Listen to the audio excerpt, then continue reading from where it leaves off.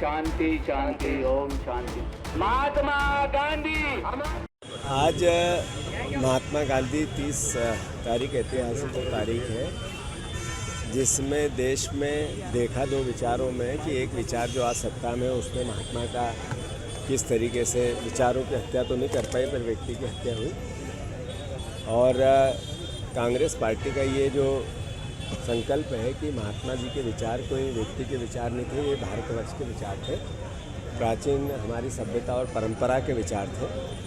ये विचार दुनिया को जो सीख दी, जिसमें सत्य और अहिंसा का सबसे बड़ा धर्म है, ये भावना अपने आप में ये बताती है कि इंसानियत की, प्रकृति की, जल जंगल जीवन की रक्षा कैसे करें हम सब मिलकर, जो भावी पीढ़ी को हम सौंप पाएँ। इसके लिए महात्मा ने एक समृद्ध स्वराज का, ग्राम स्वराज का भी विचार दिया, और मैं समझता हूँ कि इसकी पालना करना ही सबसे बड़ी श्रद्धांजलि है। इंदौर शहर में 31 लोगों की मौत जहरीले पानी से भारतीय जनता पार्टी के रावण से बड़े अहंकार को एक बार फिर देश के सामने लेके आ रही है।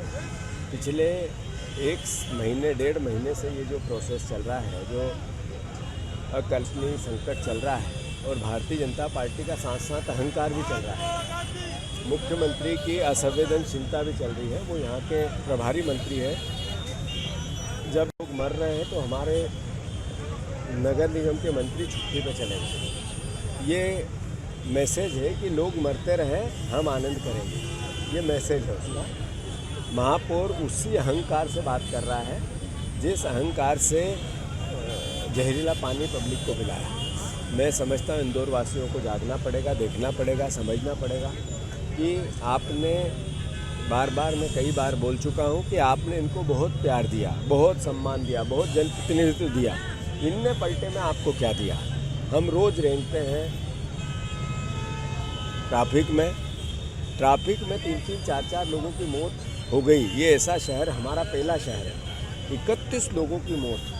ये आंकड़ा कम है। मैंने पहले दिन कहा था 30 से ज़्यादा लोग मरे हैं, ये बता रहे थे 17, 15, 14।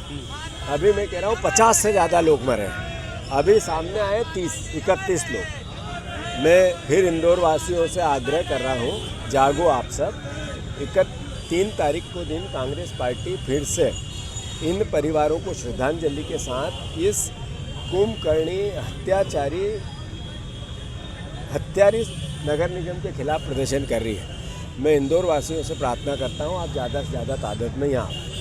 दूसरा हाँ, SIR को लेकर के जो आप लोगों ने कही है, बाकी बीजेपी ने कई फॉर्म भरवाए हैं एक पर, उसे लेकर आप लोग जब राहुल गांधी जी ये बोलते हैं कि वोट चोरी से देश के प्रधानमंत्री देश की सरकार पे काबिज है, हम भी बोलते हैं कि मध्य प्रदेश में जो सरकार है वोट चोरी की सरकार है।